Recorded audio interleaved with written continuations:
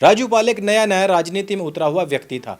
बसपा के टिकट से 2004 के उपचुनाव में खड़ा हो जाता है और सामने इसके था अतीक अहमद का छोटा भाई यानी कि अशरफ। अब बसपा के टिकट से लड़ रहे राजू पाल ने अपने प्रतिद्वंदी यानी कि अतीक के भाई को 4818 तकरीबन वोट से हरा दिया। ये चीज अतीक अहमद को लग जाती है बहुत ज्यादा बुरी और इस चीज को लेकर वो इतना ज्यादा गुस्सा हो जाता है कि वो राजू पाल की हत्या करने के लिए उसके पीछे गुंडे छोड़ देता है। दिन आया 25 जनवरी 2005 का। राजू पाल अपनी गाड़ी से कहीं जा रहा था। रास्ते में उसने देखा कि एक कपल स्कूटर के पास में खड़ा हुआ है, बार बार स्कूटर को स्टार्ट करने की कोशिश कर रहा है। राजू उनके पास जाता है और पूछता है कि क्या हुआ। उनका स्कूटर चल नहीं रहा था। राजू ने महिला के लिए कहा कि आप मेरी गाड़ी में पीछे बैठ जाइए और भाई साहब आप अपना स्कूटर ठीक करवा करके लेकर आइए। राजू अपनी गाड़ी लेकर चल देता है, लेकिन रास्ते में ही उसको दो गाड़ियां आगे और पीछे से घेर लेती हैं। लगातार गोलीबारी होती है। राजू किसी प्रकार से जान बचाकर वहां से भागता है। ये सारे के सारे शार्प शूटर्स राजू को गोलियां मारते हुए उसका पीछा करते हैं।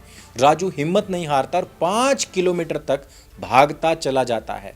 अंत में राजू की हिम्मत जब जवाब दे जाती है, तब ये पुष्टि करके कि राजू मर चुका है, गुंडे वहां से भाग जाते हैं। और ये सब कुछ खुलेआम चल रहा है, जैसे कि आजकल आप पुराने जमाने के ऊपर बनने वाली जो गैंगस्टर्स की मूवीज हैं या वेब सीरीज हैं उनमें देखते होंगे।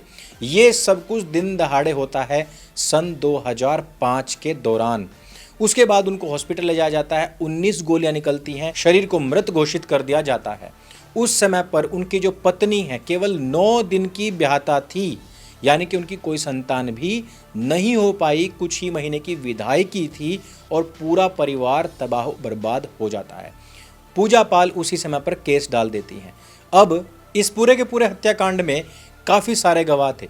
कुछ बदल गए, कुछ बिक गए और कुछ को मार दिया गया था। इसके बाद में ढूंढ ढूंढ करके जितने भी ऐसे लोग थे सब का एनकाउंटर कर दिया गया, लेकिन लास्ट में बचता है अतीक अहमद और उसका वही भाई जिसके दम पर वो पूरे उत्तर प्रदेश में ये आतंकवाद फैला रहा था। ऐसे समय में ब्राह्मण, राजपूत और एक ओबीसी लड़के ने मिलकर के इन दोनों को पुलिस की कस्टडी के बीच में घुसकर के ही गोलियों से भून दिया था। उसी दिन पूजा पाल ने कहा कि आज मुझे न्याय मिला है, जिस न्याय की प्रतीक्षा मुझे तकरीबन 2 दशकों तक करनी पड़ी।